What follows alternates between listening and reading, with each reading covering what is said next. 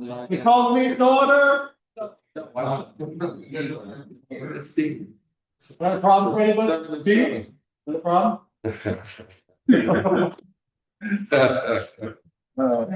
You don't hear those jokes today. I'll note, for the record that we do have a quorum present. I think we have 5 in the room. 1, 2, 3, 4, 5 in the room, 2 online, for 7 right now.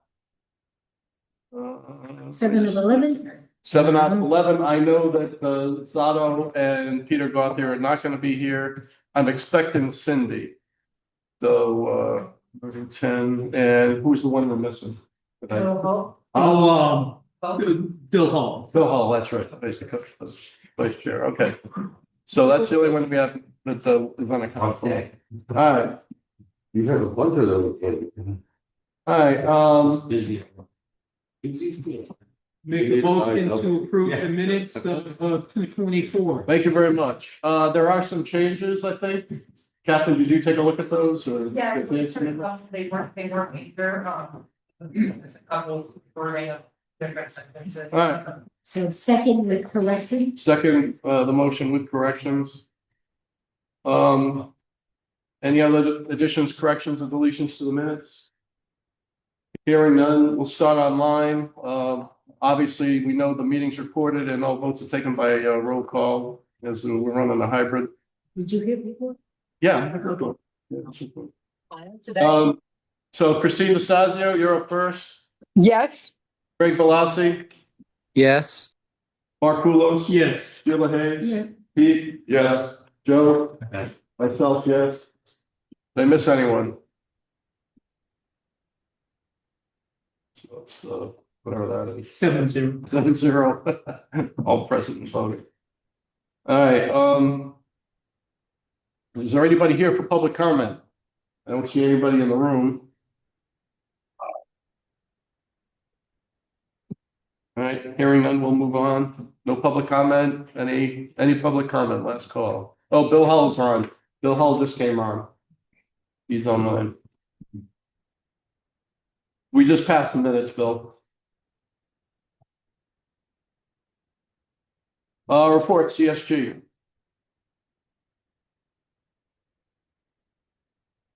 Do your report, just come on up because the mic up here will make it easier to hear. Hang on, let me just put this stuff up. I got it mounted today. Using a Hang on, I'm just gonna share the darn thing.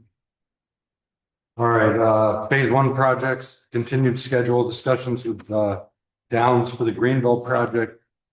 State payment request 12 has been submitted. The moving services purchase order was issued to Meyer for the move. That's facilitated us getting a lot of boxes and stuff we need for the packing. The third move planning meeting with NPS is set for March 25th. We've been doing bi-weekly tours with the superintendent, the school staff at the Stanton site. Also entertained, so if anyone's in the building committee would like to join to, come on down. Mike, can I just add that moving forward, from my visits every 2 weeks, we're going to have 4 to 5 of our administrators tour the building now that it's, most of the walls are up so they can get a look at it. So just want everybody to know that. Thank you, Susan. 3 tours have been set for Stanton staff, March 18th, March 25th, and April 1st. Those are the tours that Susan just referenced. We are planning a touch-a-truck event. Date is still TBD. Excuse me. Sorry, Mike. Can you say those dates again for the tours? It's Christine D'Estasio. She's on her. March 18th, The 18th. March 25th, Yeah. and April 1st. So, like, what time is there? A set time we should be there, or? I'll reach out to anyone from the building committee individually with the times. I don't have those off the top. All righty, no problem. I'm anxious to see it. Thank you. Yeah, I think you did. yeah, Christine, those are days for staff. I mean, depending on the size of the group, we could probably fit some building committee members in, or do a Yeah, sep- that'd be wonderful. Okay, I will send out a list of the dates and times for the upcoming tours. And you know, we just don't want the group to get real Too big. large. So, Yeah, I can understand that. yeah. All states, I guess. 25th, yeah, tomorrow. Tomorrow. Yeah. We- Okay. And then we're planning a Touch a Truck event for the Stanton School. Date hasn't been finalized. As we get closer to that and the planning ramps up, we'll certainly let you guys know when we're planning to do that. Planning to do that event. And the last item for the first phase projects, we provided information for the mayor's newsletter. I don't know if everyone has signed up for the mayor's newsletter, but there is a blurb in the mayor's newsletter that we've been using to give information to the public, to show them the status so that they can see what's going on behind the fence. Budget update for phase one at Stanton. We've expended $24,981,598.75. Greenville, we've expended $19,691,826.05. And the last thing for phase one is later in the agenda, there will be we have information regarding the furniture, fixtures, equipment, and technology purchase that we'll be presenting to you guys. Could I add, Mike, for phase one, we're also going to have a redistricting meeting for the entire district early May, Okay, and that's going to be open to the public in Kelly Auditorium. okay. Please, I'd like to, Yeah. Yeah. Susan, do you have that date? For the redistricting?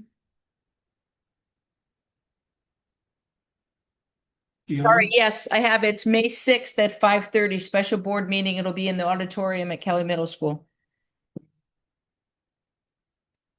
Repeat, Okay. please. Can you please repeat that, Susan? May Sure. 6th? Yeah, we said it I know you were not at the last board meeting. We announced it at the board meeting. It's going to be May 6th, a special Yeah. Board of education meeting. Oh, okay. It'll be in the auditorium at Hmm. Kelly Middle School. Gotcha. Thank you. You're welcome. the phase two projects, Uncas and Moriarty. Concrete site work, steel and electrical bids are due on March 24th. The balance of the bid packages are due on March 31st. Since the last building committee meeting, we recorded the special permit Mylar drawings. That's just one of the steps in the permitting process, and everything's moving forward for Uncas and Moriarty. Within your invoice package this month, you probably saw the first pay request from O&G for the work that's been completed to date with the phase one early electrical procurement package. That was ordering of switchgear and pre-detailing steel. So that invoice was included within the invoice package. Budget update for Uncas and Moriarty. To date for Uncas, we've expended $3,074,046.11. Over at Moriarty, $3,093,565.14. The phase three projects, teachers middle school, design review meetings with NPS staff have been paused. That's only because the DRA team is working on finalizing the SD estimating package. And the next bullet for this project is the SD estimating package is due to O&G to begin the estimating on March 31st. And the contract for O&G is being finalized. We got through everything that we needed to do on that, and it is being finalized. And next month you'll have a budget update there. So one down, Mark. Slight movement in the GMP category this month, just because of some change orders that were processed. Still well within the $385 million authorization, slight decrease to the overall. Yeah. That was only because we refunded all that money back from when the projects came in under budget for Stanton Greenville back to the owner's contingency. So that's why you see the movement. So those are into the those went from that So they went. to the owner's contingency for the or the individual projects. The schedule, the only thing of note here is that we did lose a little bit of time through the state and local approvals portion of the process with our approvals that were needed to go out to bid. So, you know, we would have been tracking towards construction starting at the beginning of March. It's looking more like mid-April, and I'm sure Dan has an update for you during his update on that. And teachers is tracking. Huntington is falling a little behind only because we're still waiting to understand how the special legislation is going to be written. Conversation with Darrell Wilson a few weeks ago. The draft legislation wasn't at a point where it was publicly available yet, so I wasn't able to see any of what they're drafting. And, you know, ultimately I need to understand that special legislation to see what next steps we're going to need to take as it relates to Huntington. So the next portion of the slide is just some changes that we're proposing as it relates to the weekly scorecards and monthly updates that we're providing to you guys. And Tim prepared this portion of the presentation. Just to summarize, I mean, you're all getting the weekly scorecard. We send that out every Friday. Obviously, Mike presents this monthly update every third Tuesday here at the meeting. Mike mentioned the mayor's newsletter. We just did one. It was requested by the mayor's office. If you haven't seen it, I'm going to show you it on the next slide here. But, you know, we'll do that as requested. I'm hoping they ask every month because I think a lot's going to be happening every month or two anyways, when all 4 projects are undergoing. And then what we're working on, and it really, the information we provided here is coming out of these new slides we're presenting. And hopefully this will be every month that on the city website, specifically on the mayor's page, he would post these one-page slides every month for each of the projects with a target of the first week of the month. Just to give the mostly here for the public to show, you know, the overall project, you know, status and then the current status with some photos. I mean, the photos show everything. But let me jump now to the monthly newsletter. Next slide. So this is there's 2 pages, and I saw some printed copies back there too. But you can do the link, and Valeria did a great job with the information we gave her. Here's the text and the 3 photos for each of the 2 schools. So that's posted on the newsletter. I think it looks really nice and clean. So hopefully the public is seeing that, whether electronically or on paper. So they're at least getting an update. And we did add, and it's really key here. One of the things we want to point out here is that there is something here. There's some work that's going to happen in Boswell Avenue starting in April. So we want the public to know that there's going to be traffic disruption. So those little tidbits of information in these, I think, will be helpful for the public. So what we propose doing, and hold that slide there for a second, is because there's going to be this information coming out. There's going to be a separate slide we put on the monthly for the public on the website. Doing a weekly scorecard, we think, is probably getting a little bit too much. It's too frequent for information. But what we're proposing with your concurrence is just changing the weekly scorecard to an interim report on the first Tuesday of the month. So it'll almost be like a bi-weekly report. You're going to get our thing on the first Tuesday. And then the third Tuesday, you're going to get the whole team here to present all the information you need on the schedule updates and the budget updates and whatnot. So if you go to the next slide, Mark, this is the slide that we're going to put on the city website. This is the same information that was on the newsletter. And then these are 10 photos that the public can see. I think the visual is really good for the public. They really that's all they want to see, with a short caption of how things are progressing. This really gives a short few sentences on some text things of what's progressing. So this is going to go out every month at the beginning of the month. So what we're proposing is this page, go to the next slide, with kind of a modified, we're calling it interim report. What we'd be giving you on the weekly. So we would give you every first Tuesday, we'd give you this 2-slide deck, that first page with the photos, second one here with the typical information we've been giving you, some of the, construction activities. Obviously, this will change the O&G for the other 2 schools when it comes out, some milestones, and most importantly, some of the items affecting project costs that we talk about every monthly meeting that you see in advance. Like, these are the things coming down the pike. So that's the end of the presentation. What questions do you have or comments? Tim, I have a question, Susan. Yes, Susan. For the weekly, thank you for this. I'm glad this is finally coming out and we can pin it to the Norwich Public School website too. My question is when Uncas and Moriarty begin, will you be doing weekly scorecards or will you just go for all 4 schools? Will you be going to monthly? We would, the latter of what you said, so you get the monthly update on all 4 schools at the monthly meeting here on the third Tuesday, and then we would put together a 2-slide deck for each of the 4 schools that would be sent out every first Tuesday. Roger that. Thank you. Yeah, I don't have a question. It's, I just think if you communicate to the mayor Yep. that you are going to submit, that you would like to submit on a monthly, the photos, whatever you want in the newsletter and whatever you want on the mayor's page.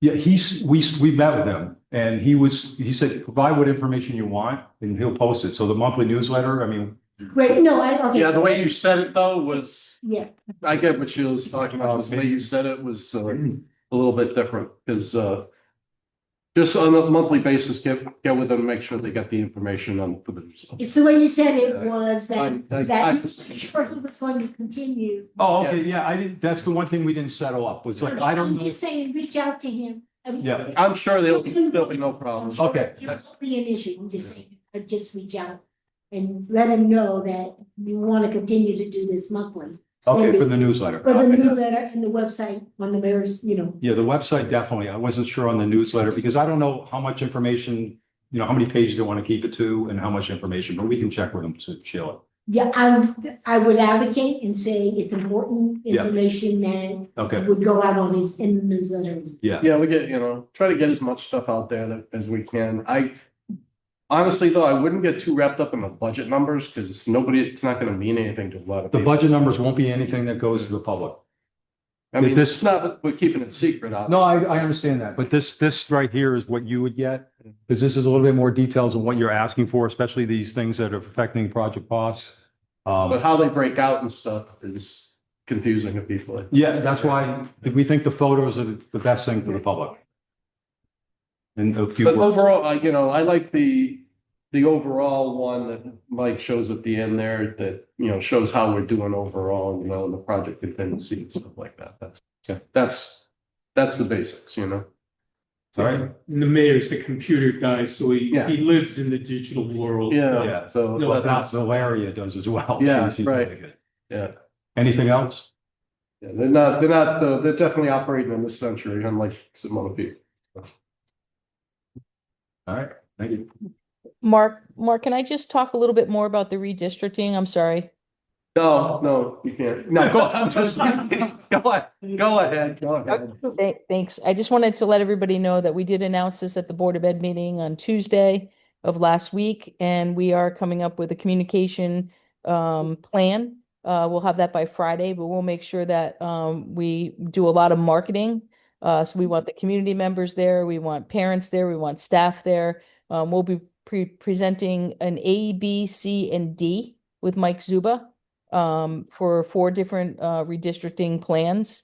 And we will have microphones in there for any community member, family, anyone to ask a question about each redistricting plan. And then at that time, we will also have an email address for more questions that will be dedicated to the redistricting process. And lastly, I'd like to add that we're going to have by that time, they'll have a platform where somebody can type in their address. And not at that time, I'm sorry. Once we pick A, B, C, or D, we will have a platform where parents can put in the address and they'll know what school they're slated to go to in the 27-28 school year when we redistrict. Now the decision-making process, I assume the Board of Ed will make the final decision based on your recommendations, probably? That's correct. And Mike Zuba will make his recommendation. I'll make my recommendation, and then the Board of Ed will have to vote on it. Typically, they should be voting on it between September and December of this, the next school year. So this 2026, they should vote on one of those redistricting maps. Yes. And we'll probably have to do a parent survey too, to see which plan the public favors or parents. We haven't talked about that, Mark. That's not, I mean, we can look into that. I've talked with other superintendents that are going through that, this, and I don't believe that a survey is part of the plan, but you know, we can talk about that. Okay, Excuse me.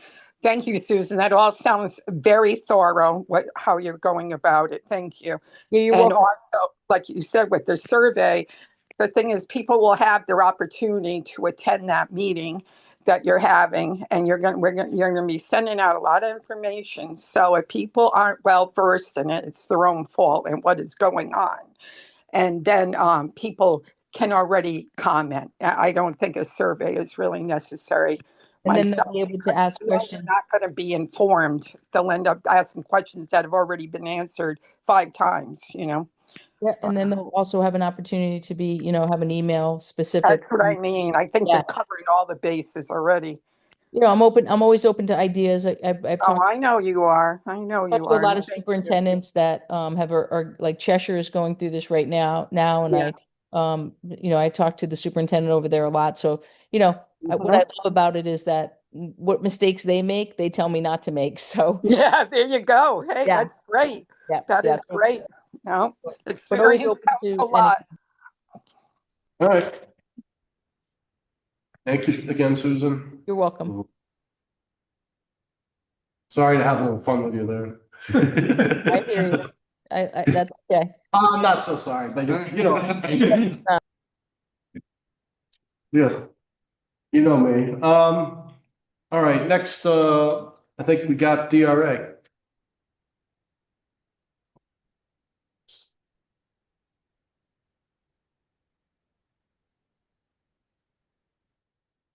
Evening, everybody. Yeah, give me one second. Happy St. Patrick's Day. Good evening. I'm sold tonight. I noticed Cindy Bureau. Greg did it to you last month. Greg took care of it last month. Yes, he did.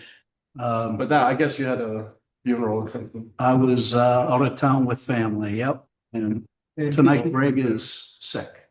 Oh. Did you mention, Mark, that Cindy Bureau is also on now? No, I did not. Cindy, are you on? Yeah. I didn't see you. I saw her listed on the side there. So I'll be relatively brief. The 3-phase review as we've been doing. I guess if I could hit the Yeah. presentation mode, will that? Is that it? Yeah. Okay. And I'm old, you know, I hit F5. let's hit another then. So we'll start with Greenville and Stanton. First, just in terms of our construction administration report, you'll hear a lot more about this from the folks from Downs, but just to let you know, we're out there on a weekly basis, taking care of any kind of questions that come in as RFIs, working through issues as they come to the table. In terms of key submittal activities at Stanton, right now, lockers, fire equipment camp, cabinets, visual display boards. Over at Greenville, a little bit behind that in terms of sequencing, roof shop drawings, mechanical roof screens, and HVAC coordination drawings. We have a rundown of RFIs and ASIs throughout the project. Right now, about 102 RFIs, both of them at about 100 for both Stanton and Greenville, and a handful open at Stanton at the moment. I did want to point out, we do weekly observation reports. This is observation report 35, and a wide variety of activity out at Stanton. A lot of interior work, and I'm sure the Downs folks will show more about that. I also wanted to draw to your attention, we also have our consulting engineers out there on a periodic basis. So this report that's up top is from our structural engineer, Jason Kilty, and he's taken a look at the progress at Greenville, specifically with the standing of the steel. Next slide. Over at Uncas and Moriarty, we're right now in bid support. So working with O&G closely in terms of RFIs in, 108 at Uncas, 98 at Moriarty. some good interest in the project and some good questions to get out of the way. We've set it up with 4 addenda, so each of them coming out each Thursday. We've already issued the one from March 5th and March 12th. We're looking forward to one in 2 days for site structural, electrical, and concrete.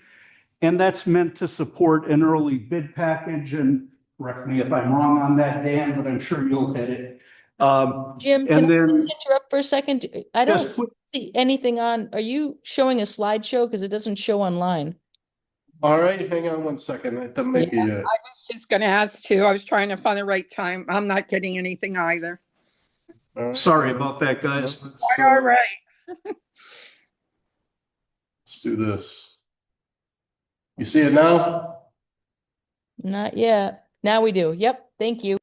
Yep. So I'll just let that sit there for a minute. This is the bidding schedule for Moriarty and Uncas. By the end of the month, 3/31, we're expecting to have all divisions taken and ready to go out. But again, I'll let Dan be the reporter of that in an accurate way. That's our guidance at the moment. If you go to the next slide. At Teachers Middle School. So this is a schedule we shared with you previously, starting in January, targeting end of March for schematic design. The red circles in this, these are our working group meetings where Superintendent Lassard and the leadership team come together and identify issues and concerns relative to the work that's ongoing.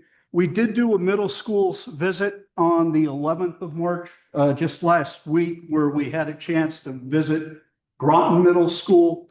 We also took a tour up to the Marine Science Magnet School. Jim, yes. just step to the other side. Oh, I'm so sorry. No, I'm saying for your sake. Oh, that's okay. I'll. Sure. Thank you. And as was mentioned by Mike, we've had these on a weekly basis. We paused them last Thursday with the idea that we're just putting our heads down and trying to get this documentation in place for the SD set, which is due on the 31st. So we're working with our consultants, doing coordination. We have a series of meetings in advance of the 31st where packages are coming in and we're reviewing them with the various consultants. Ultimately, as we did on the first 2, we'll deliver narratives for a majority of the various disciplines, and our disciplines that'll be participating, site, civil, structural, mechanical, electrical, plumbing, fire protection, kitchen equipment, architectural, interiors. So it's a pretty robust package as an SD package, but it's served us well in the past. Jim, you want to mention yes. that we're going to Cromwell to visit that school as well?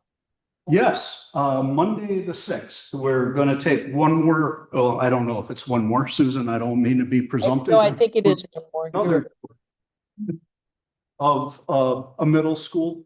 And these have been helpful in terms of getting to see kind of live action of how another system is kind of addressing various issues and concerns for a middle school. We go to the next slide. So as part of the package that we're collecting, one piece that we really focused on was on the site side of things. So we have again, a robust package there. This is some of the information that we're collecting for the SD package. So we do have site survey information. We have wetland delineation. We have subsurface exploration in form of probes. We did about 24 of them. And it's not geotech drilling, but at least it gives us a sense of where the rock may be. Phase 1 architectural assessment, part of that's done. Logical site assessment, Yes. not architecture. I'm sorry, did I say architectural? I always lean towards those guys. I would wonder why. Traffic study, again, initial site observations. So with that information in mind, let me give you a sense of what it looks like. I can show you some of the probe work if you go to the next slide. So this is the existing school. North is up on this, Star, Road Avenue. I'm sorry. Star Street. Street, okay, is out here. Teacher's Way comes in.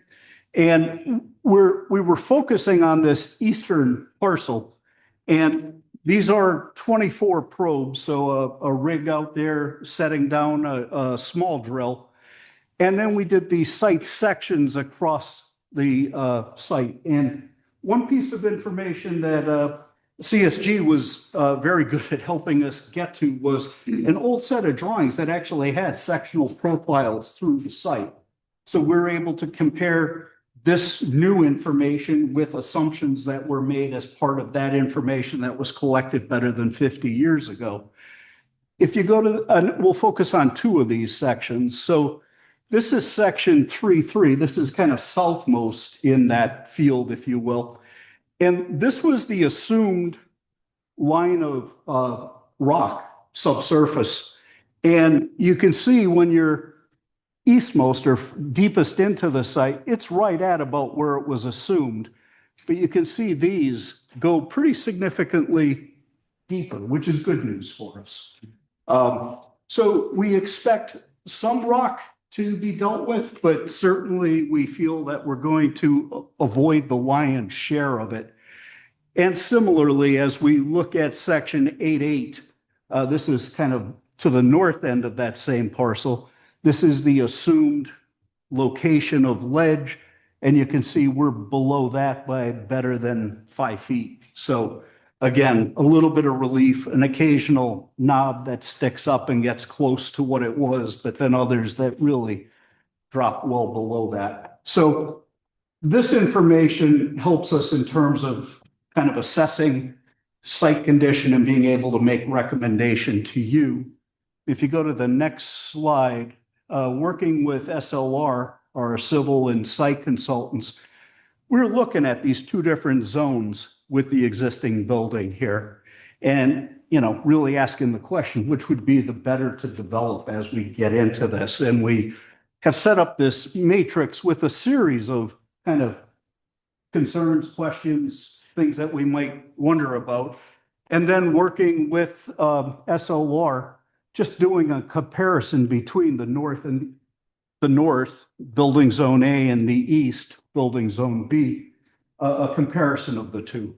And as we started to work through it, it started to lean towards this buildable zone.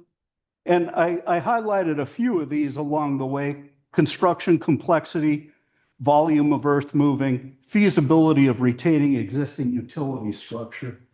And for SLR, particularly their civil guys, there's a lot of investment under these roadways right now. And by working with Zone B, we're able to maintain much of that. And they will do the scoping to ensure that it's good for another 50 years, all that type of work. But as much of that as we can retain is a significant cost savings as we look at the project, as compared to if we try to develop this, we'd likely have to lower this significantly and really rework much of that infrastructure. So with that in mind, our recommendation coming to the table was to kind of focus on Zone B. And if you go to the next slide, please. So we looked at, and excuse this because this is really what it is, it's a process drawing, but we've been working with school administration, specifically the middle school administration, to understand if we have this existing building in place and we want to develop this site, what are the types of things that we need to do? And one of the most important things is to get kids in and out of the site on a daily basis. So what this is proposing is a single direction loop around the building with the idea that one-way traffic clockwise would be bus only and some staff members to get to various parking spaces. But having the buses do their drop off along this stretch and enter here, while parents would be brought in, loop here, and enter into this lower portion of the building, which has a nice stair tower that gets you up to the classroom level. So that's a strategy that we're exploring. It's been reviewed at one of our working group meetings and got some support. So we're continuing to look at it. You move to the next slide, please. We also looked at what would the configuration of the new building look like relative to roadway infrastructure. Is that the scale? Yes. Excellent. We only It work was a that rough way. one. I know. It looked like a rough drawing. That's why I was- Well, it's rough for sure. I'm not sure it's something that I want to put a scale directly onto, but it's relative scale for sure. So some key features, like I said earlier, the infrastructure in these major elements along the outer perimeter, those are saved and maintained. And what we're doing is we're trying to keep the parent drop off to this outer edge of the site. So parents would come in, loop, do their drop off and exit. So parents never get into this portion of the site, which is some of the battles that you have on campuses regularly. Buses would peel off here, come up this side of the site and do its drop here. And both of these would kind of be gathered on this plaza, and we have main entry points to the facility coming in. Some other features, we're trying to replicate some of the soft play area that we're losing from up here.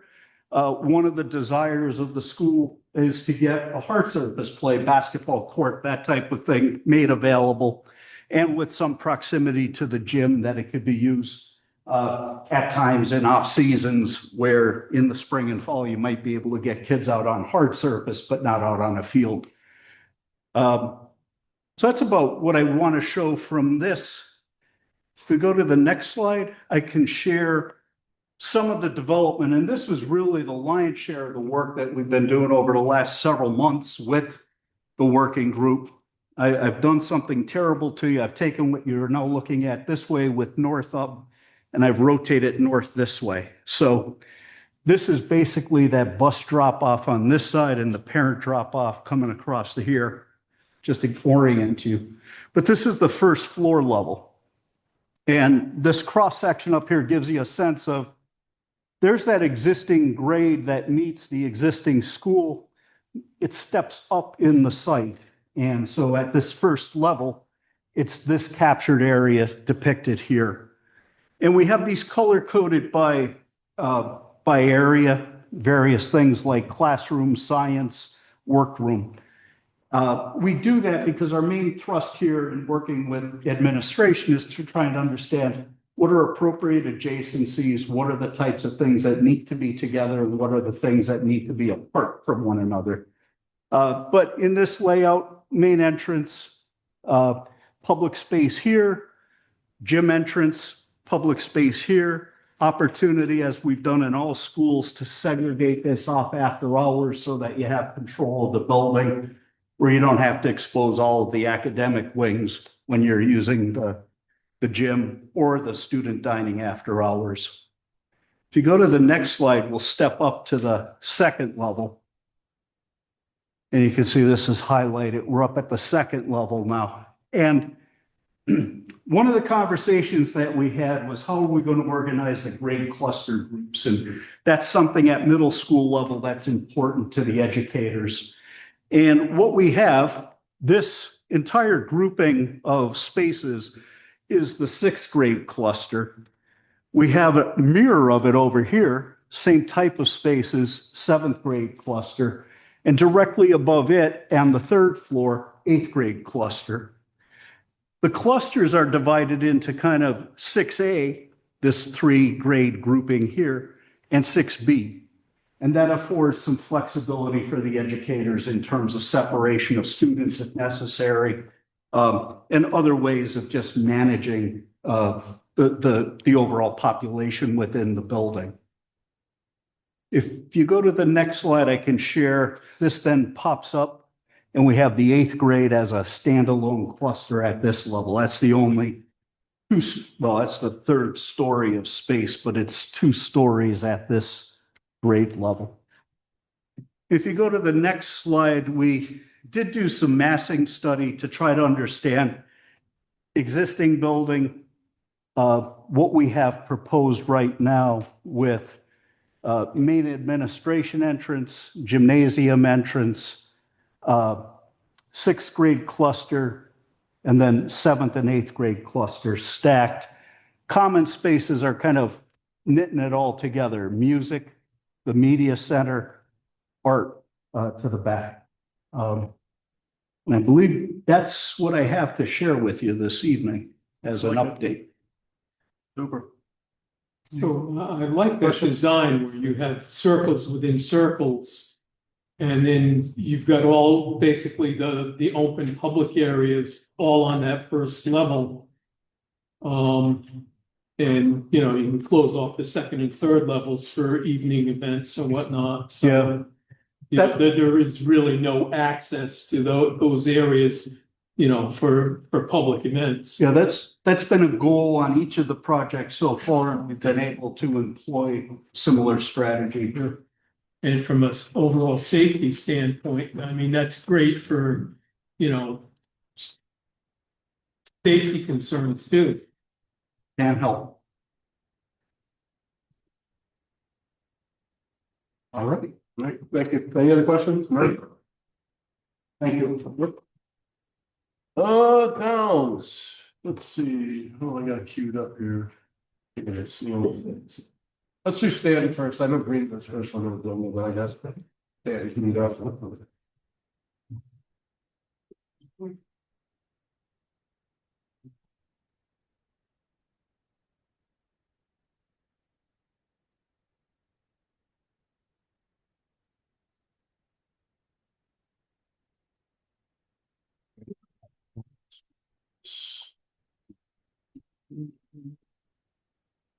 Sharing.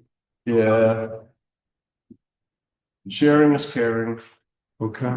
Well, I won't read off the list. Happy St. Patrick's Day. The Stanton project has made great progress. It's only been 3 weeks since the last update, so I'll try not to duplicate some of the items.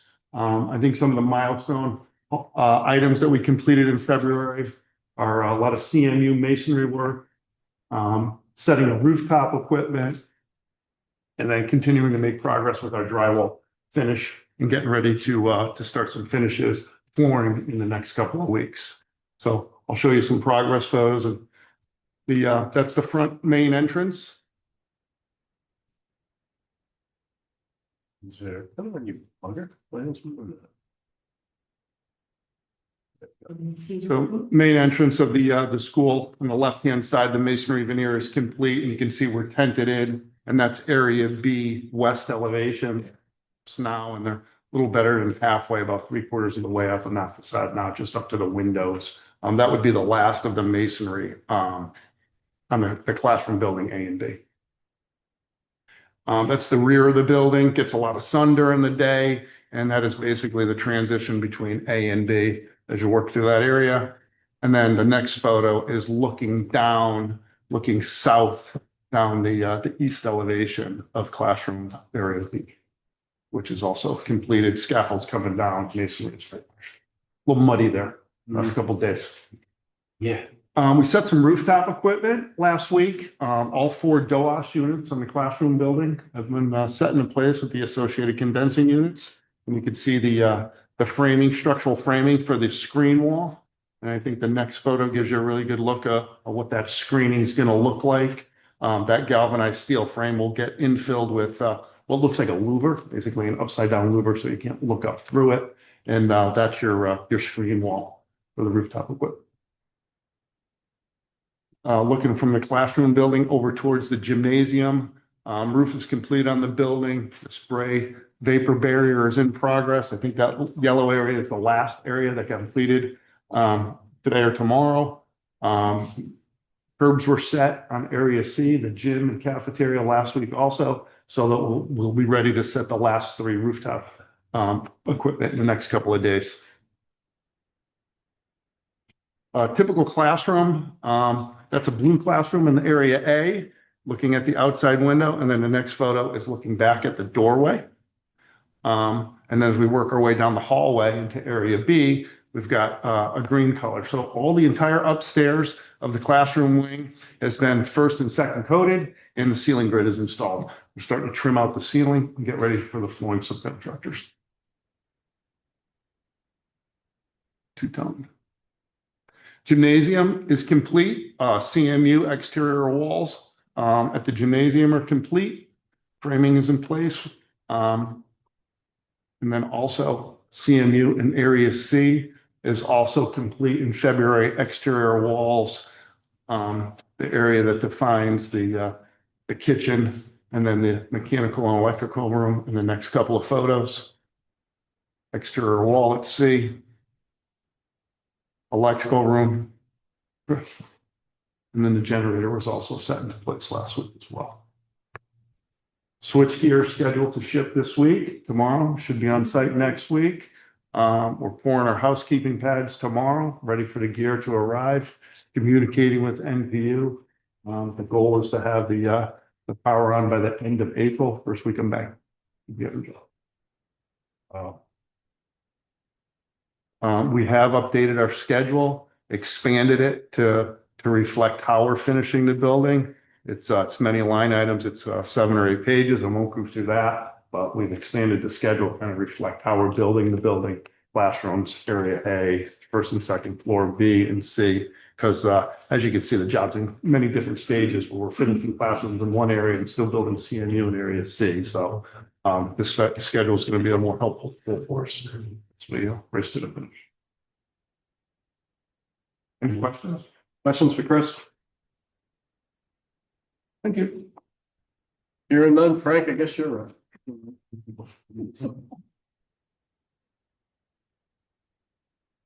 Hang on a second.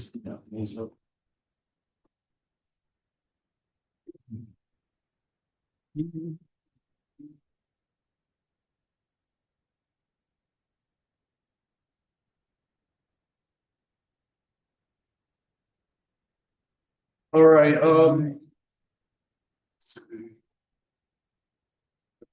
seeing this. Do you see the Greenville page, those of you online? Yes.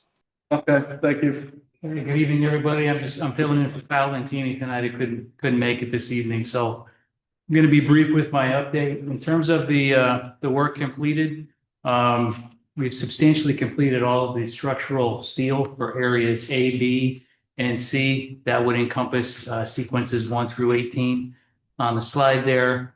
Retaining wall 2 is also completed. That is the site wall on the eastern side of the site, starts at our field offices and then heads towards Boswell Avenue. That work is done, as well as the elevator shaft. That work is now completed. And we've also done some temporary striping out at Boswell for loading in and unloading of equipment. Work in progress, still, site intensive with Valero doing a lot of the work there in terms of the rock crushing. We also have the steel fab that's left to do, which is area D, which is on the upper part of the site, which is essentially the gymnasium. That steel's in fab right now. And then in terms of the steel crew that's there, they're working through essentially the decking and detailing that makes up areas A, B, and C. We're also continuing with MEP roughing. That's at grade. And then retaining wall 4C on the back side of the building. That's a work in progress. There's about 600 feet of wall there. Got some photos of that to share with you. Stormwater detention is also in progress. I mentioned the underground MEP. I've got some shots of that coming up. And then next month, the major milestone is going to be slab placement on the second and third floor. So first week of April, we're anticipating placement of the second floor slab for A, B, and C. And then third week in April would be the third floor. So we can go to some photos here. So elevator shaft, that was a work in progress at the end of February. Now that work is completed. Structural steel erection in progress. More steel in progress. Don't have a lot of glamour shots that Chris has, unfortunately. And then this is the MEP underground work that I mentioned going on inside the building. And these are the main feeders going into the main electrical room for the switchgear. And in terms of procurement, we are following the same procurement schedule as Stanton. So the switchgear that Chris mentioned, shipping, that holds true for Greenville as well. We're tracking the same dates in terms of procurement. And that is retaining wall 4C. That's the 600 feet of wall that I mentioned on the back side of the building. All that work is in progress right now. That all get backfilled once it's. Yeah. More steel. Continuing A, B, and C building. On those retaining walls, what do they do for drainage? There is drainage behind the wall. Yeah. Yep. And then we've got some decking. I mentioned, guys are going right into detailing at this point.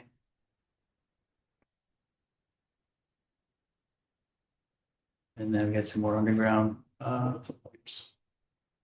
shot for you. Continuation of the electrical coming out of the main gear room. And we've got our temp stair towers going up. There'll be a total of 3 going around the perimeter of the building. Right now, we have 2 erected on site. The third one will be for area D, which is the gymnasium. And then this is just a snapshot of our allowances. Again, we're still early into the project, right? So we still have allowances essentially intact. In terms of the trade allowances, we haven't really spent much to date. Out of the 428,000 that we started with, we've expended about $9,000. We have about 4,000 in pending. So 415,000 left in terms of trade allowances, and then CM allowances. We've spent some in terms of the rock crush, the rock removal that we had to do. So we've spent just over 100,000 against $1 million in the CM allowances. So still a healthy amount left there, as well as the CM contingency. We started with 1.9 million. We're still hovering right around 1.8 million as a balance remaining in CM contingency. And in terms of the overall schedule, Kyle was working through an update to publish this evening. We don't have it ready just yet, but I can tell you that in terms of the turnover date, it hasn't changed from the last time we updated the schedule. We're still looking at a 225 turnover. Any questions? Are you looking at a topping off ceremony for the steel? Yeah, I guess we should I can, talk about. so the gymnasium building was one of the only areas that would have exposed steel in it. That's area D. We're working through some, the site conditions warranted some changes up there as to how the foundations are gonna go in. And because that's one of the only areas that has exposed steel, similar to standing, trying to place that beam, even though it may not be an area that students can access to memorialize the buildings, people can still get back there and see it. That'll be up the hill by the gymnasium. So we felt that rather than bringing everyone out there in the mud and cold, the way area D is falling for the steel erection, it'll be like a late spring, early summer type deal. So it would be better, more favorable weather conditions, and we'll get it. We'll be working on that now. The beam's been identified where it's going to go in the building. As Frank said, the area D steel is being fabricated now, so that one beam that'll be signed will be painted white, just like the one on Stanley, white everyone can come and get that beam signed. But more to come on the actual dates once we get a little further into that upper portion for the gymnasium with the foundation. We'll have a better idea of when the steel will be coming for up there. Much appreciated that we don't have to slog through the snow and mud to do that. You get used to it after a while. How much snow now? Thank you. Even the piles in my 6-foot piles in my driveway. It all would be nice. Oh, you try to make sure it's a little cooler. Right. Always leave. No. You got the big man today. I just want to start off to introduce a member of our team, Tim Chan. Tim was actually a project manager for us that we had named in our proposal for the Uncas project. Fortunately or unfortunately, I was just recently promoted to a chief operating officer for a building division. So Tim is going to be taking over as our project executive, but I'm going to be involved with the project from continuing through all the way through the features project and central office. So I'll be still pretty much in the same role as far as this group is concerned, but I will be working more on our overall resources and aligning resources with our projects and being a little bit more involved in some of the corporate decisions that will be made, within the company, but. Boss stuff. Yeah, boss, right. So again, Tim's been involved with the project for a while now. Again, you'll see him more and more at our project meetings. But again, just want to introduce him before Dan starts here. So, okay. One of the other things I wanted to mention too, though, is Dan is going to stay with Norwich through the features project and central office. He's also going to be stationed on site when we start construction. So we thought it'd be a good, since he's involved with 4 of the projects now for Norwich, we thought it would be a good idea just to leave him down here. Let him kind of get ingrained in the community here. And so we see him actually more full throughout the. So he's the buffer. That's right. Yeah, he'll be implanted and spreading spores and. Correct. Okay. Correct. Yeah. As long as I'm not. Yeah. Yeah, I'll be here for a while. For a while. Few years, gang. Couple anyway. Thank you, Mark, and good evening, everyone. Okay, yes, no excuses or limit points. All right, for my update, I'll start with the pre-construction activities at Uncas and Moriarty. As everyone knows, we are out on the street, so we held pre-bid meetings at the Moriarty School. Introduced a good turnout for what was a kind of a nasty weather day. I had about 40 contractors arrive, and it gives me an opportunity to face with those guys, gain interest in the project. So that was a successful pre-bid conference. You thought that was a good turnout? Yeah, for the weather and just in general, usually 30 to 40 is where I go, is where I get. So we were on the higher end of that. The timing did not work out, that we didn't have time to tour the Moriarty School and then go to Uncas. So on Friday, we took the demolition and site work contractors that were interested in seeing the Uncas property to the Uncas School and toured that building after we let out. We've issued addendums 1 and 2 for the project. As Jim has said, there's a cadence every Thursday. We issue an addendum. To clarify his slide, the addendum that's out on Thursday, 2 days from today, basically closes the pre-bid RFI window for our site steel, concrete, and electrical packages. That leads to the 5-day to the bid date of March 24th for those packages. Just as a general overall comment, the interest in the job has been good. The number of RFIs are vetting all sorts of little details in the documents that are getting flushed out. The only negative side I have to report is on the small business side. I'm still looking to generate enough interest to get, to get 2 to 3 bids per small business package. We've got quite a few on the project. We are testing the water. We're asking the trade contractor base how many people are actually going to bid up our project. And I'm hovering between 1 and 2. But actually this evening, your project manager on the Moriarty site is actually covering for me in a minority council meeting that's occurring tonight, where he's presenting the projects to small businesses for, again, to generate interest and to, answer any questions that might be out there that, do they want to bid the project? Is there opportunity to bid the project? Getting to know that there's a PLA on the project. Let's see, so pre-bid RFIs, Jim dropped a number. I have a new one for you. So in the 2.5 weeks that we've been on the street, I have a total of 134 RFIs on Uncas and 118. That's up about 20 from where Jim's numbers were. And to put some perspective in it, a lot of them are duplicative. We have the same on one site as the other site. So I can't say that there's 240 RFIs out there, but there's almost 160.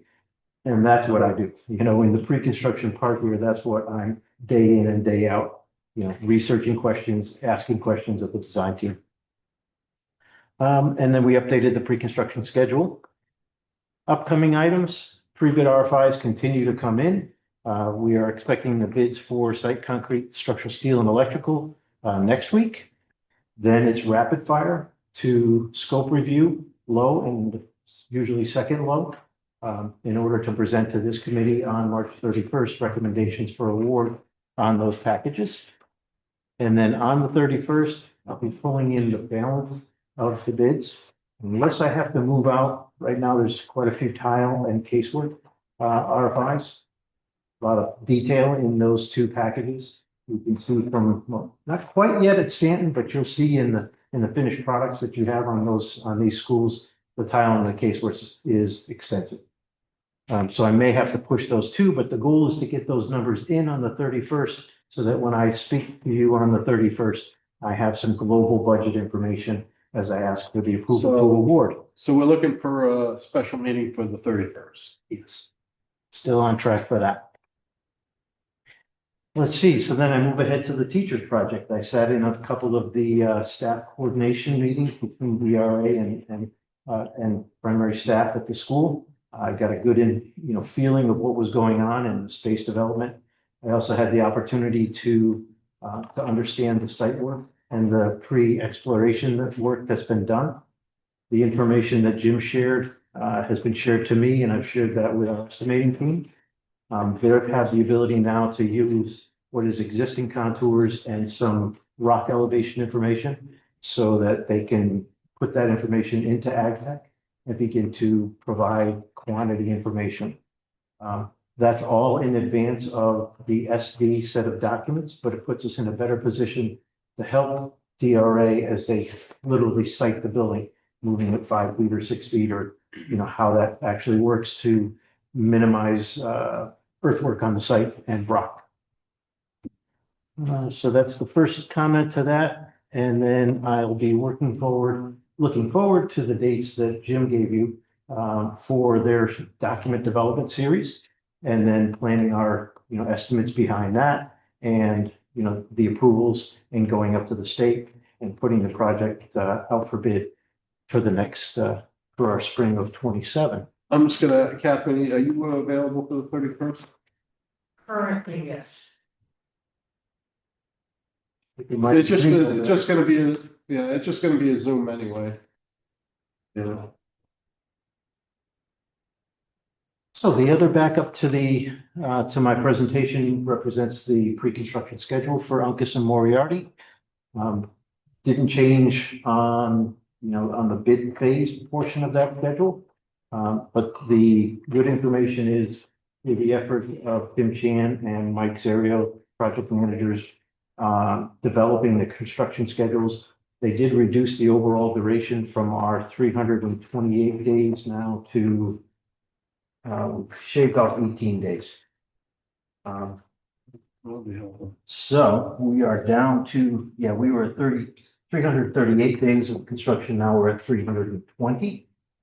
Puts our completion and ready for furniture date back to August 4th, which throughout the pre-construction phase period before we went to OGA, we had always anticipated August 1st. So our construction schedules that are in the bid documents represent a consistent turnover. And that information would be on page 3 of the schedule, where I show under phase 2 construction, construct new building duration is 320 days. Second activity in the construction sequence.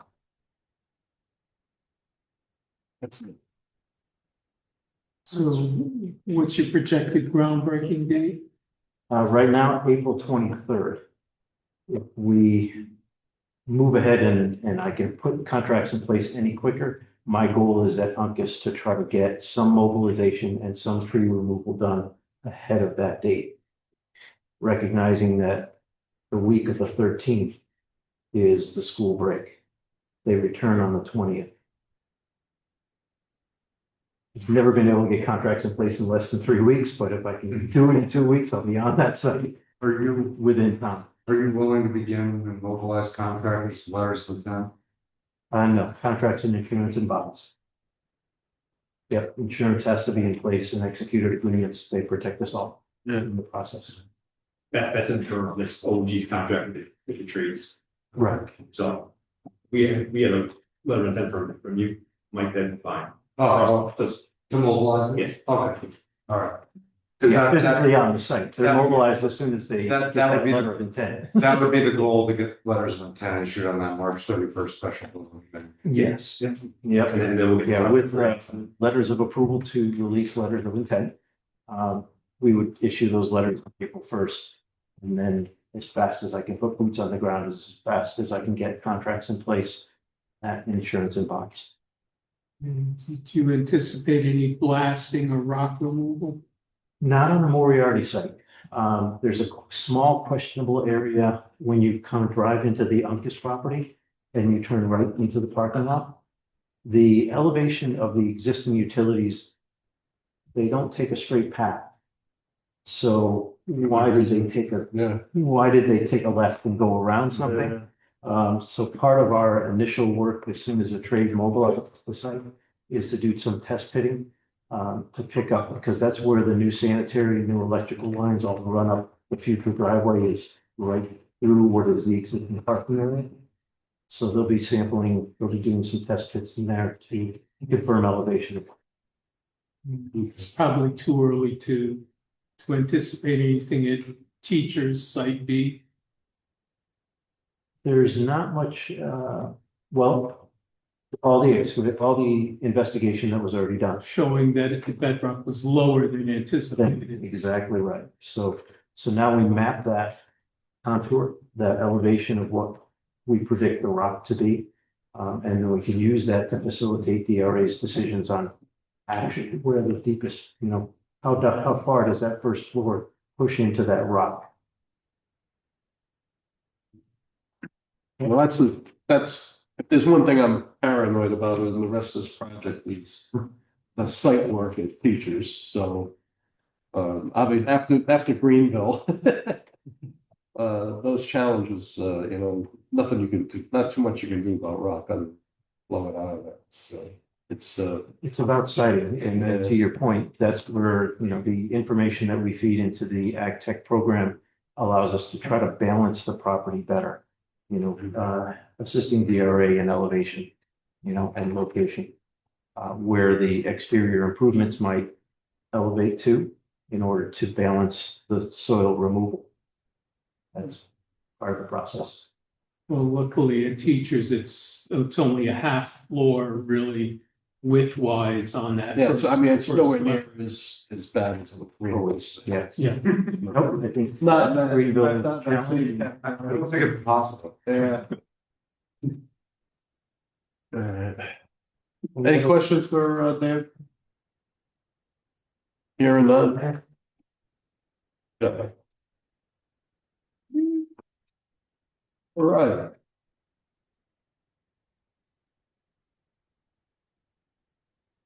The consent agenda. So, got a whole bunch, spend a lot of money. Can I get a motion to approve the consent agenda for payment, please? So moved. So moved by Sheila Hayes. Is there a second? Second. Second by Mark Kulos. I don't even know if you can have discussion on consent agenda, but I'll allow it if anybody's got anything to say. Well, what you can do is if people have a question, you can pull it. I know I can remove, right, yeah, that I know. All right, online, on the consent agenda, Cindy. Cindy, you there? All right, how about Bill Hall? Yes. Thank you. Greg Velocity? Yes. Cindy, you there yet? Christine DeStazio? Yes, No Cindy? All right, Mark Kulos? Yes. Sheila Hayes? Yes. Pete? Yes. Joe? Yes. Myself, yes. Motion passes. Did I get Bill? Yeah, I got. Yeah. Okay. So it's, You gotta think. Seven. I'm missing two, yeah. Five, it's five right here. And two, yeah, no, Yeah. seven is the one. seven. Seven. No. Three up there. Three. Christine, Greg. Christine, Greg, and Bill. There's four Yeah, of them. 3 and 5 is 8. Cindy. Oh, Cindy didn't vote. And Cindy didn't vote, Yeah. and the two that were missing. So it's 8-8-0-1. All right, Mike, now you're up. Discussion of possible action on items impacting project costs. I got your thing queued up here somewhere. Gonna need downs and ERA assistance on this. Sound like bad news. No, there's no, all good news, no bad news. But usually when you call for reinforcements, it's bad news. DRA and It is what it downs is. are the ones that are integral to generating these. We reviewed them after they're generated, so. Okay. The returning thousands was just. 155 cents. So the first group of change orders are direct cost, contract cost increases. Credits back. The first one, Greenville PCO 36, is a revision to the storm line at student dining that resulted in an $11.50 credit. Probably not a lot of discussion on that one. There was some additional piping that was needed from the roof drain of the canopy. I don't know if you can. Yep, in the detailing of the canopy, we did have the boot, the actual drain. It was the leader piping that was missing, and that's what resulted in this. Then we get into some PCOs for standing. Then we get into some standing PCOs that result in cost increase. The largest one of which is interactive flat panels and mounting brackets. So this work was factored to be part of the FF&E package and installed as part of the furniture delivery. We looked at it, identified that there's a lot of coordination that goes into installing a flat panel. Bracket needs to be installed. There's a back box that provides HDMI from the teacher's desk location to the location of the flat panel, so you don't see any of the wires. I think it became clear that we needed the coordination that Downs can provide to implement these. So that's why you see that at $333,337. It's 75-inch and 65-inch touchscreen flat panel displays, so it's not your standard 65 and 75-inch TV that you would have in your house.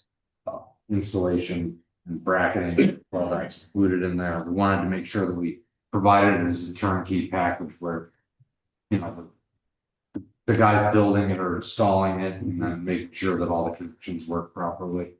This is kind of hard work that the teacher can annotate from the desk, and then also kids or teacher can annotate on the screen, and then it can be captured to distribute to kids who might be absent. All those things that really make it a teaching tool. Thank you. The next one for STEM PCO 56, revised location of wireless access points. So our technology consultant laid out an assumption coverage of access points throughout the building.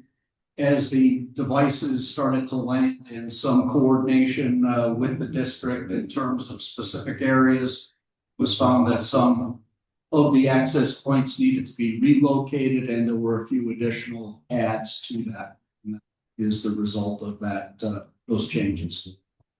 The next one, PCO 58 for STEM, delete light fixtures, gym entrance canopy, netted a credit of $144. Mike, Krista Stacio here. So why was that decision made to delete light fixtures? So we had 6 figures shown in the canopy. In coordinating with the structural steel, 2 of them were unable to be set in place. We worked with our lighting engineer to ensure that we have proper foot candle coverage under the canopy. And we decided to go to 4 cans. So obviously that's plenty of lighting for evening activities, etc. Yes, it's the foot candles necessary to safely get in and out of the building. All right, thank you. Less fixtures and I'm sorry? you up the wattage for less fixtures, no? No. No, it was sufficient, It was over. it was way over.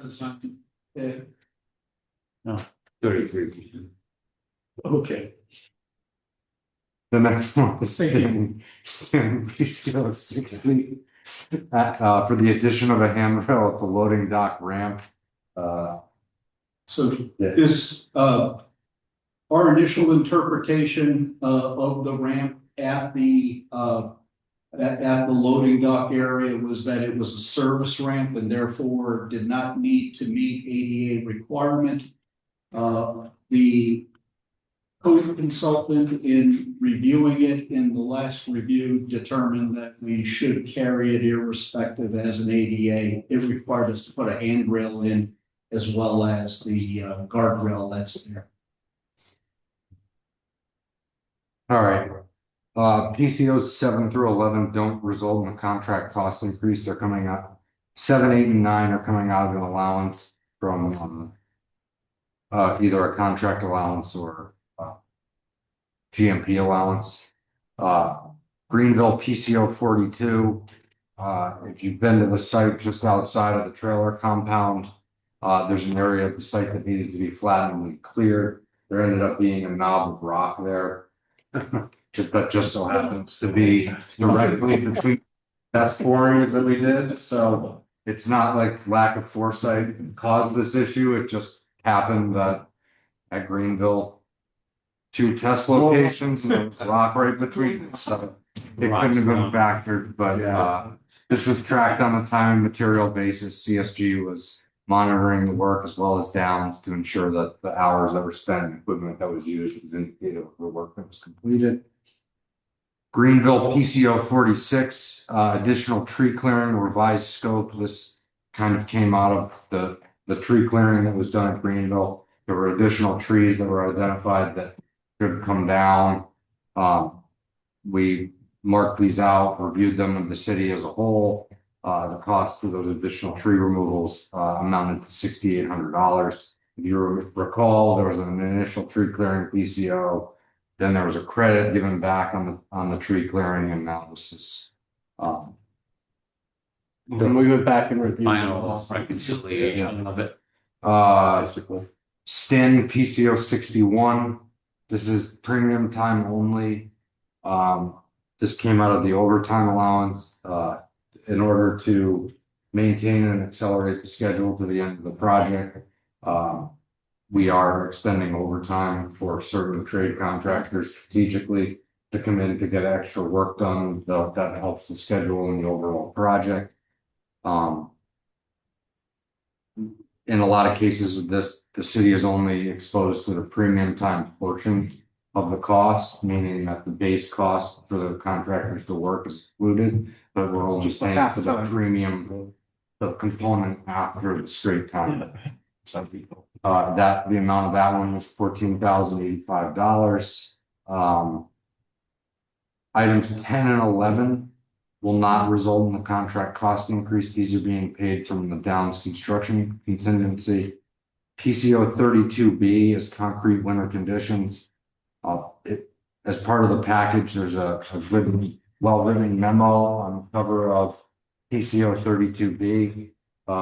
This is additional winter conditions for the concrete contractor. Based on how the schedule lays out and the delays that we're incurring on the project, this is not a cost that should be borne to the city. It looks like it'll be more of a back charge to the site contractor due to the longer blasting duration that we experienced on the project. However, in order to keep the concrete contractor working, we need to pay him for the winter conditions that he expended. So it's coming out of the Downs construction contingency. And once the back charge was finalized, the money should be coming back to the Downs construction contingency be aware of dock charge. Stanton PCO 55 was for a fire rated door and frame. Jim or Chris are gonna have to help me out with this one. I can, with the architectural side of it, that's fire rated door and frame. The wall was a rated wall. The frame that was set in place in the schedule was not. It needs to be for your local code enforcement to come through and improve the project. And that is the list. All right, Unless anyone has any questions on any of the PCOs. all right, so, well, we need a motion to approve these? Yeah. All right. I'm just thinking, I think we've done it. We, as a consent. no, No. Then we do them as groups? yeah, I did it by school the last time, What? I have the minutes, I think the last time you did it in the beginning, you did it by school, but I think you did it as a group. is this a group, whole group, on the three? Yeah, but. Well, you have the printed out minutes, if mine load on my. No, to be honest with you, you could do it either way, I don't think it matters, but as long as you get them done, so as long as we listen by the PCO number, I think we'll be okay. Yeah. So, why don't we do them in the three groups then, we'll just do it that way, Do we have to do the ones that are coming out of contingencies? oh, no, you still gotta approve change orders. They're cost authorizations that will eventually bear the committee chairman's signature, so I think it's probably prudent to get an authorization. My name's on it, so. You know. Well, what do I care? They'll sue you. Your name's on it. Thank you. I deserve that, yeah.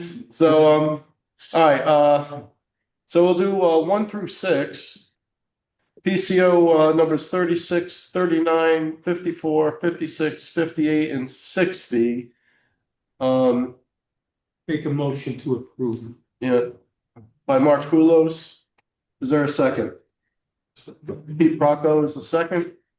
Any discussion on that? Hearing none, we'll go around here. Greg Velocity, Yes. Steve Stasio, Yes. Bill Hull, Yes. Cindy, are you back with us? Yes. Yes. Okay, thank you, Cindy. Mark Kulos, Yes.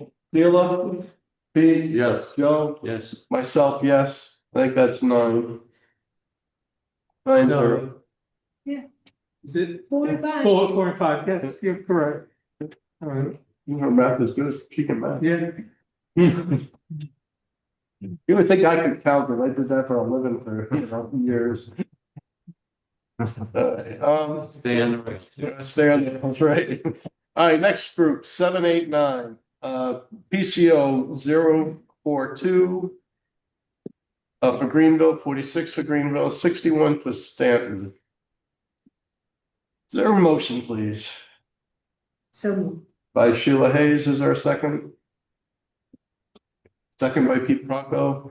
Any discussion on those 3? Seeing none.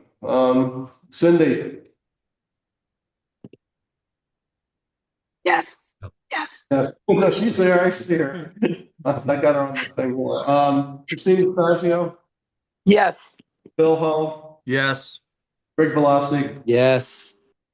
Mark Kulos. Yes. Sheila. yes. Yeah. Steve, yes. Joe? Me, yes. 9-0. The last group, the 2, 10, number 10, 11 on the list, PCO 32B and PCO for Greenville and PCO 55, the fire rated door frame. Make a motion to approve. By Mark Kulos. Is there a second? By Pete Procco. Any discussion? Seeing none. Cindy Beauregard. Yes. Oh. Yes. No. Can you hear me? Yes. I could hear you, Cindy. Barely. I'm in the same boat. I'm in the same boat, by the way. Christina Stasio, Yes. Bill Ho, Yes. Rick Velocity, Yes. Mark Rulos. Yes. Sheila. Yes. Pete, Yes. Joe, Yes. myself, yes, 9-0. Thank you. All right. Got that. Next piece.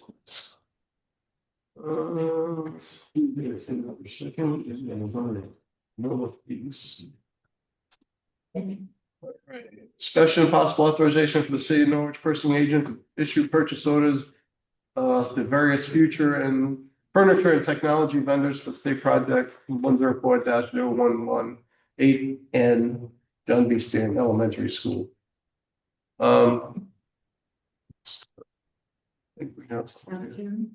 Yeah, that's what I know. But I have the cue. There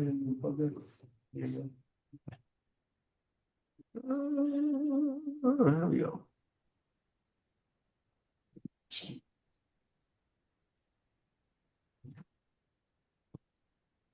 I'll make the motion for the authorization for the city of Norwich purchasing agent to issue the proper purchasing orders for the John B. Stanton School. Is there a second? Second. Second by Sheila Hayes. The motion is by Mark Poulos.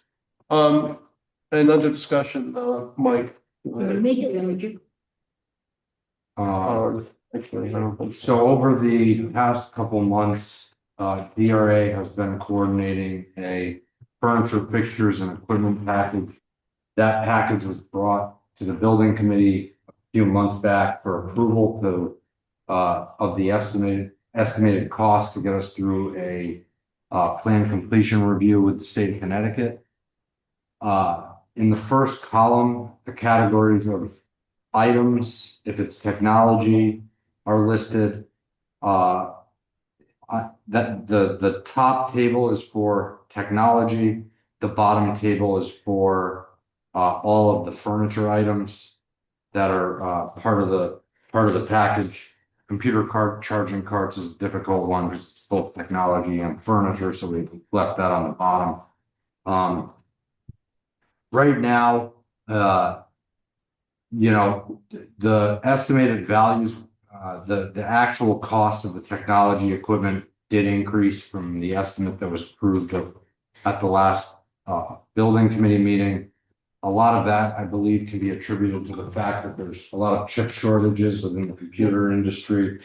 Computer vendors are only holding quotes for 5 to 7 days. So, you know, that would explain a lot of why the cost increased from the estimate to where we are now. And I think for purposes of the approvals that we need tonight, you know, I really, the entire technology package is completely vetted and ready to go. That includes the LAN network switches and UPSs, phone system, the audio visual systems, digital sign, the servers for the building, as well as the visitor management system. All of these items are coming off of state contracts. So by utilization of a pre-negotiated state contract, you don't need to go out to bid for these items because the state's already done that in negotiating the state contract. So provided that the building committee is satisfied with the values that we have here, if authorizations were provided for the technology items, we will proceed with getting the purchase orders issued. The technology stuff is critical to the opening of the building, in that we have to get the network infrastructure in place and operating so that certain items that are being provided as part of the construction are able to be programmed and effectively set up for the opening of school. That includes the entire network, the phone system, and a lot of other items. So it's going to a few different vendors that are state contract holders within the package. The backup quotes are provided. E+ Technology Incorporated as one of the major ones. They have a lot of the technology equipment. As you can see as through the page, scrolling and see it, the quotes were back up through the pages. The first package is the first quote from E Plus is all of the network technology equipment. The second package or the second set of quotes from E Plus is for the Stanton phone system. That starts around page 12 of the PDF. That's the entire phone system. Then we go to R&B Enterprises. That's the vendor that's providing the student dining, AV, and digital signage.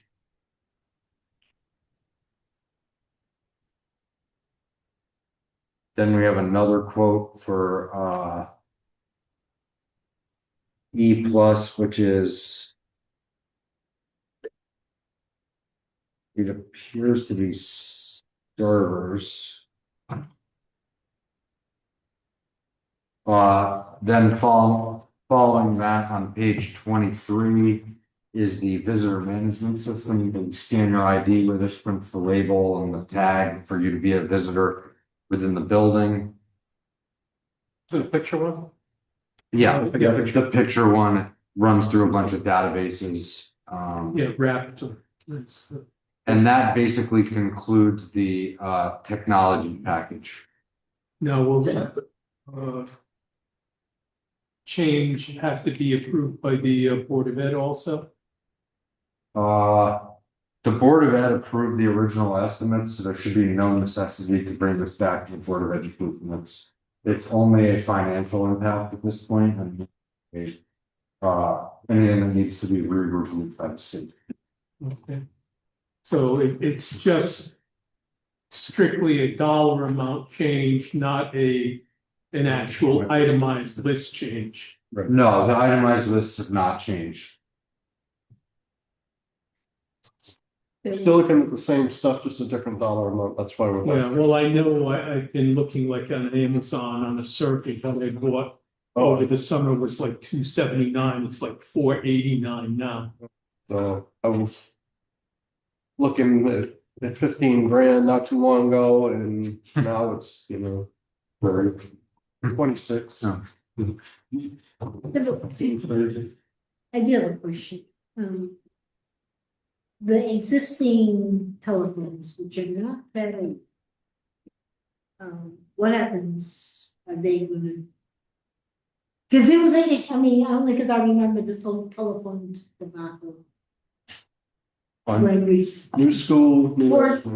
No, I know, okay, but my question is, first of all, what happens to them? But more importantly, is because there was such an issue not too long ago, but it's been several years, with this whole phone, systems weren't talking to each other within different schools. So how do we avoid that as we go forward with the schools? Through the coordination process, your district IT coordinator has been involved every step of the way.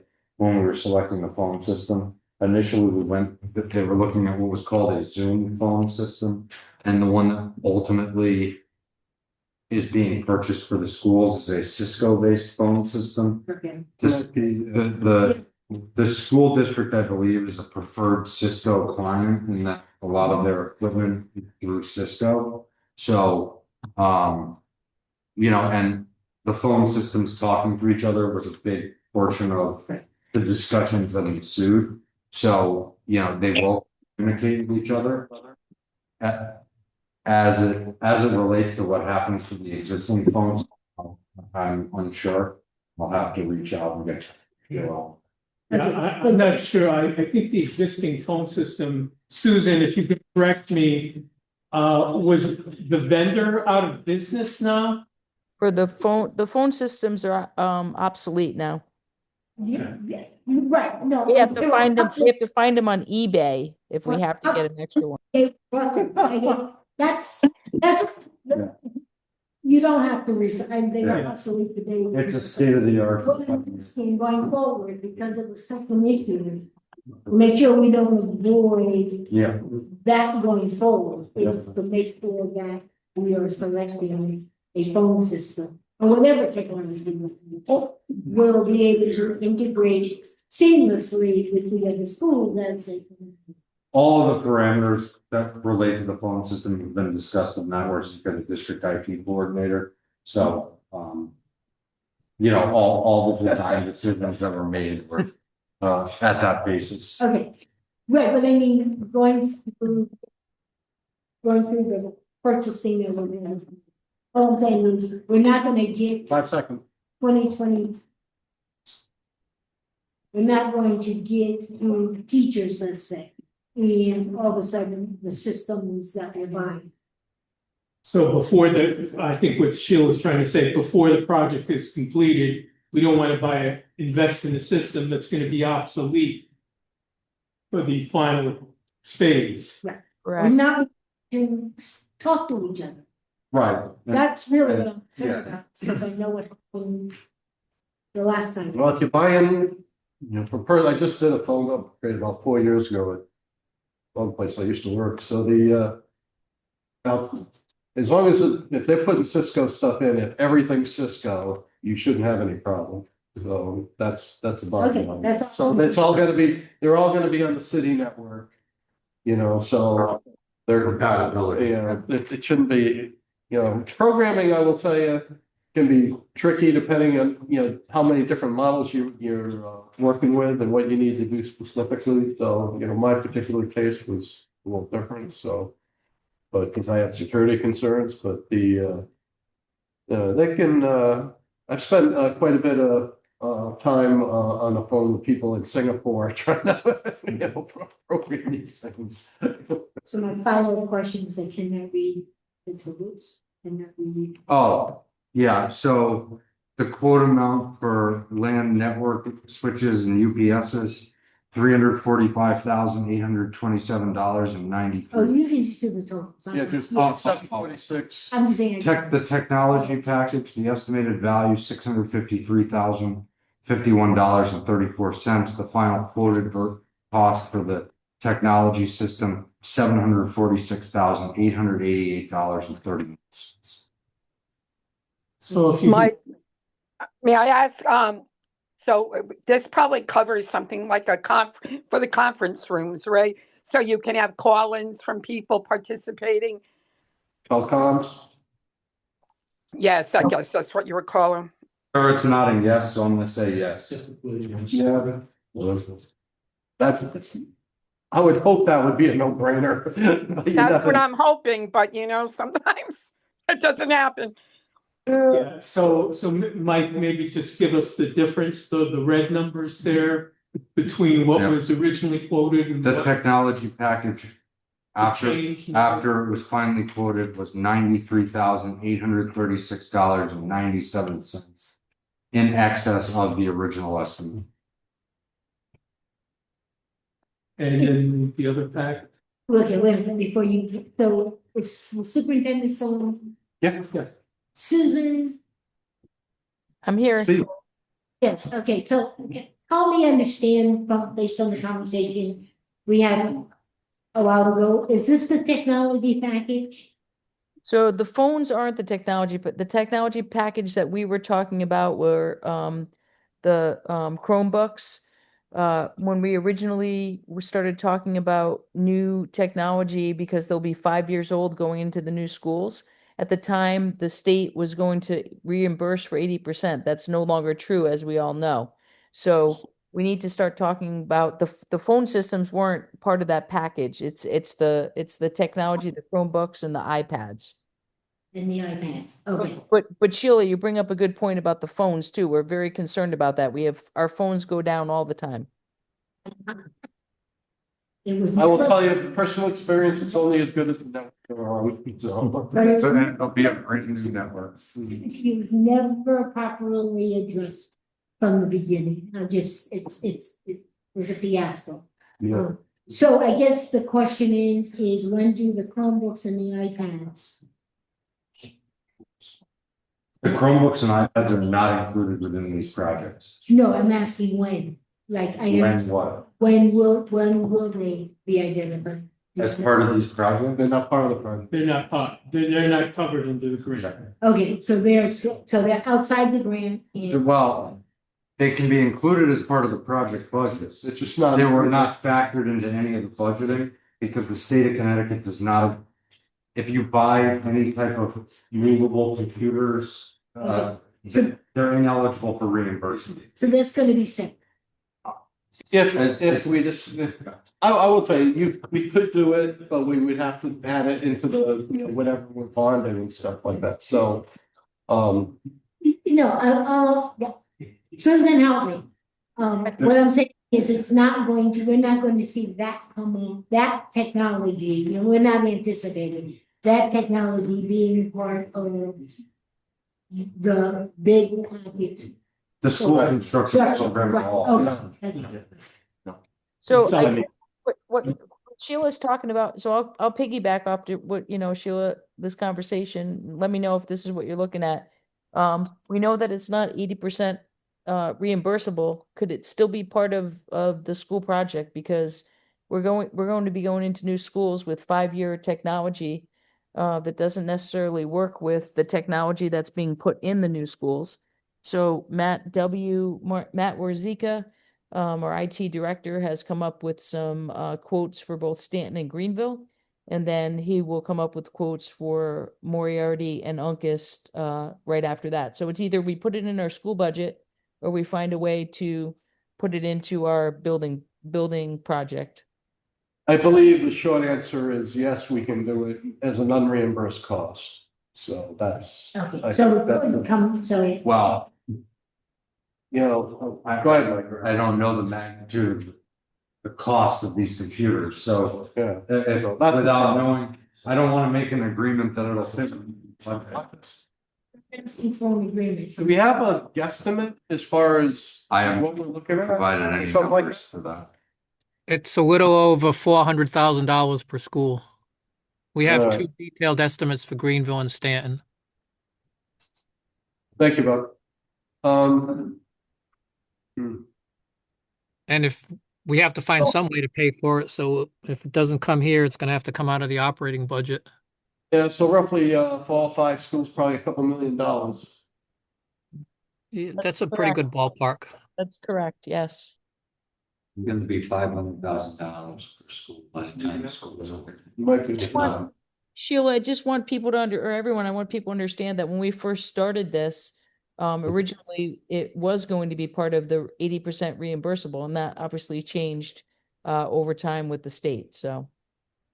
Yeah, well, somebody might have thought that, but I don't think that's ever been the case as far as computers and stuff like that. Those usually aren't expenses that are part of the building program. I think at one point, I could be wrong, Mark, because I came into this, in 2023 when we already started. I think at one point, and Bob, you might know better, at one point, that was part of what the state did, and then it was changed. It was changed, but I don't remember what year it did change. Because I know when Waterford did their projects, all the technology was included.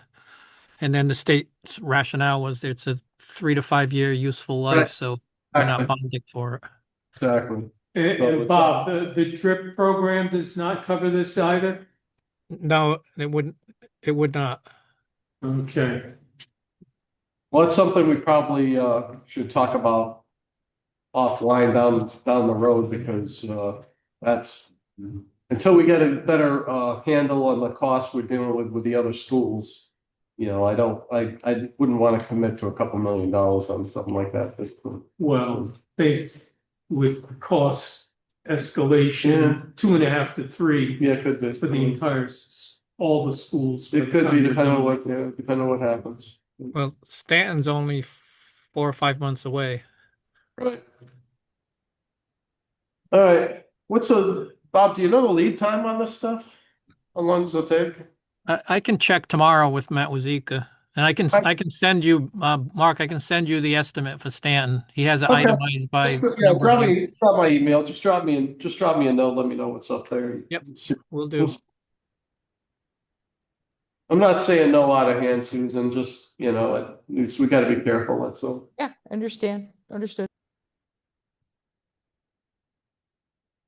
course, it's not my decision to say, the whole committee's got to say in it, obviously. Okay, okay. Well, we have a motion on. Yeah, we have a motion. All right. So, But we only covered the first part, the technology. right. So the other parts, the vendor, the furniture, so. The second portion of the estimate is all of the furnishings that are needed to operate the school. Robert H. Lord, the vast majority of the $1,143,196 quote is teaching equipment, desks, chairs, all of those items. The estimated value of the Robert H. Lord items at the time of the PCR approval was $1,100,062.50.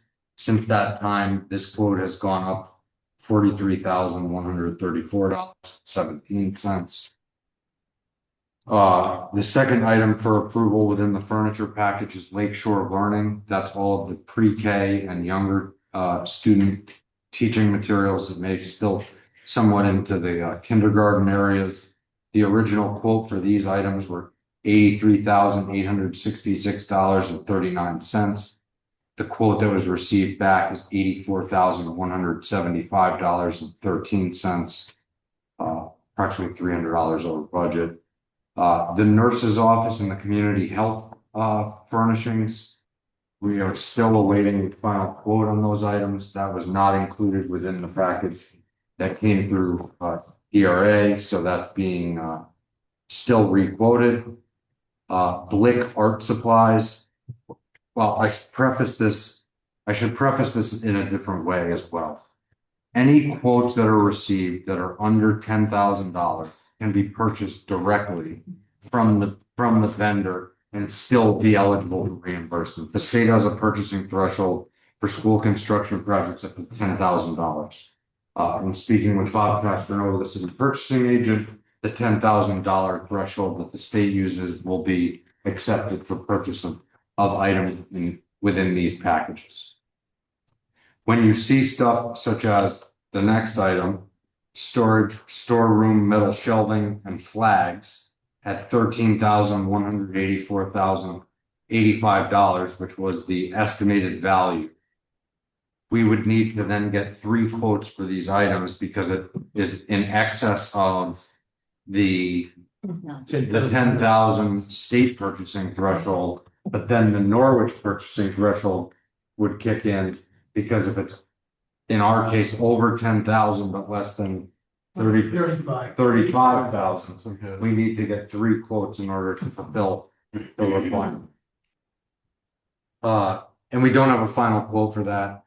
A lot of these items that we don't have quotes for, I don't anticipate being a problem at this point because the vast majority of the items we're calling them now critical are Robert H. Lord, which is the majority of the furniture for the building, Lakeshore Learning, majority of the pre-K and kindergarten items, and the other items in here are all smaller items that shouldn't come with a long lead time. Some of the items from Robert H. Lord are coming from Germany, so we need to get that order to ensure that the items come in time. The Lakeshore Learning stuff is pre-K furniture that's necessary for the students to be able to attend class. We have OPTP items from Southpaw is the vendor. It's above 10 grand, so that's not even being forwarded for building committee approval because we don't have the other 2 quotes at this point. DRA is working on obtaining those second quotes. There's additional OPTP items they were included within the estimated value of $14,555 for Southpaw. The additional OPTP items, we do have a quote at $2,450. I believe that's through various vendors. There's a scoring table for the gymnasium that's coming from a specialty provider, would be direct to the manufacturer. That was originally quoted at $3,960 or estimated at $3,960. The quote that was received came in at $3,510. It's a savings of $450. There is a safe for the SRO's office. The estimated value of that safe was $3,450 and wait for a final quote. The computer charging carts were originally quoted at $44,237. This is an E+ item off of state contract. This would be one that could be moved forward and ordered. The final quoted value of that item, $44,974.77. That one was over budget by $737.25. Custodial items, trash and recycling receptacles and other miscellaneous custodial items. Again, we're awaiting the final quote on that. We have not received it, so we don't know the variance yet. As these final quotes arrive, hopefully by the next building committee meeting, we will generate an updated spreadsheet to let you know where the final values came in on all sides. If there's anything mission critical, since we're gonna hold a special meeting in a couple of weeks, if there's anything mission critical, we can add those to the agenda. Ultimately, CSG is a facilitator of this process, so I can't make any commitment as to whether or not we'll have the quotes. DRA is the firm responsible for retaining all these quotes, and I will relay the message and do the best I can to ensure that we have those quotes for the end of the month. And how about dining room tables, seating, and gymnasium bleachers or alternate seating? All right. So you added a whole bunch of items there. Let me try and go through them in the order that you gave them. The cafeteria seating, I believe, is being purchased through Robert Explorer. That was one of the mission critical packages that is the first item on the list. The second item you mentioned was gymnasium seating. That is fixed seating that's being provided as part of the construction. So when the building is turned over by Downs, that seating will already be included. What was the final item? How about library? Seating, shelving. Multifaceted. Some of the shelving for the library is built in through the construction project. Some of the seating is built in through the construction project.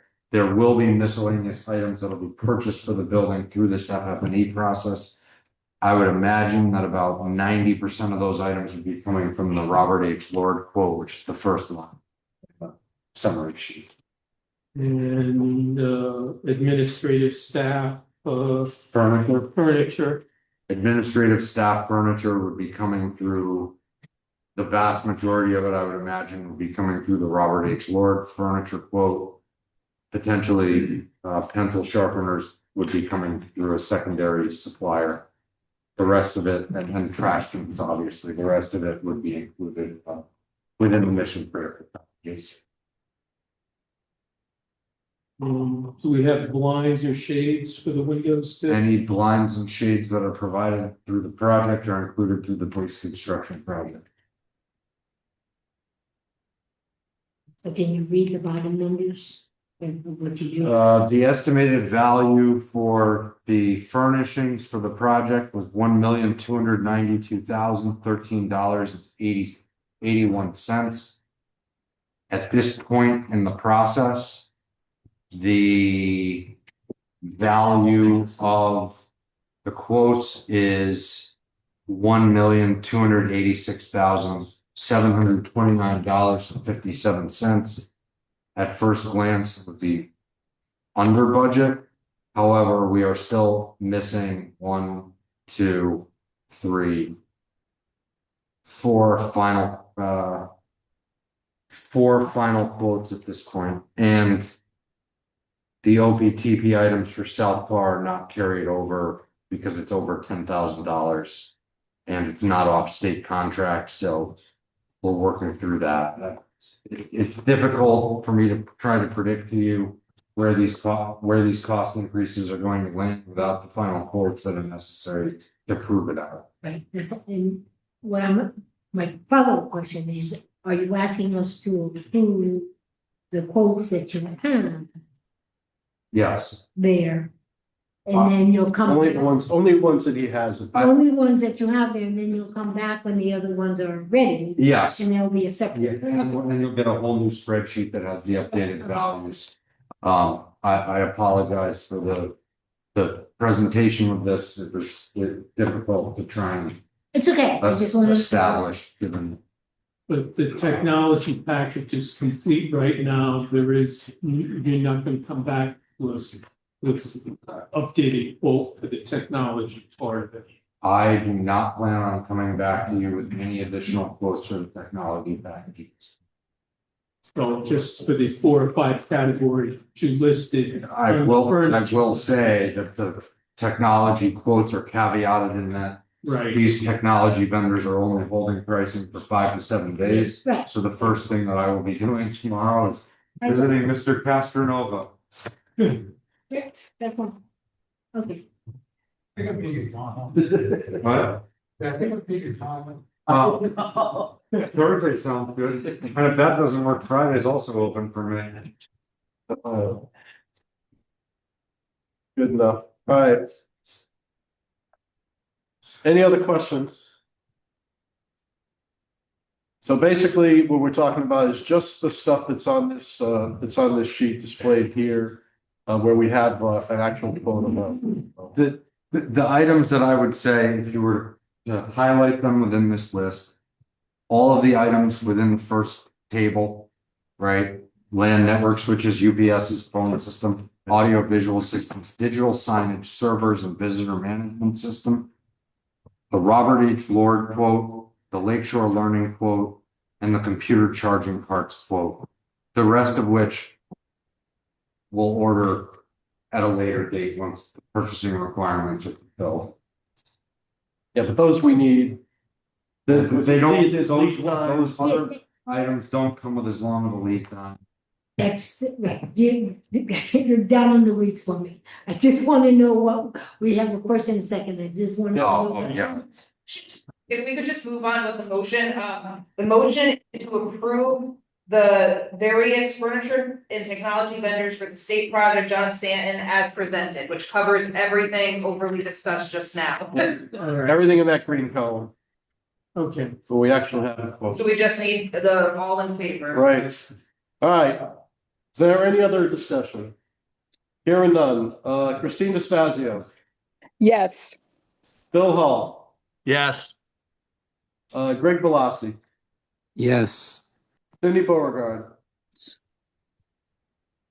Yes. Yes, thank you. Gotcha. Mark Kulos. Yes. Sheila. Yeah. Pete. Yes. Joe. Yes. Yeah, and myself, yes. 0. Okay. Anything else to be brought before the committee? Well, what do we got coming up? Special. Special meeting on the 31st. We gotta set that up. So that's gonna be a Zoom. There'll be a Zoom. I'll be in Florida, so. So We'll bring a laptop. 6:30 again. Yeah, 6:30, unless there's objection. And that'll be a Zoom. We'll set that up in the next day or two. Where do you keep the keys to the beamer? I'll be at the airport. Well, you can drive. Tia's afraid to drive it, so that's what We keep a spare key, not if I go up the airport. By the back door, I got. I'll give you one. Is there, Somebody could go clone it, you know? So we can use it as an Uber while you're gone? Yeah. So, is there anything, Mike, you want to give us a heads up about coming up? Sure. Looking forward to the groundbreaking for Seymour. There you go. All right. So, motion to adjourn. motion to adjourn by Sheila Hayes. Is there a second? Second by Pete Rocco. On the motion to adjourn, Cindy, Yes. Greg, Yes. Bill, Yes. Christine. Yes. Thank you.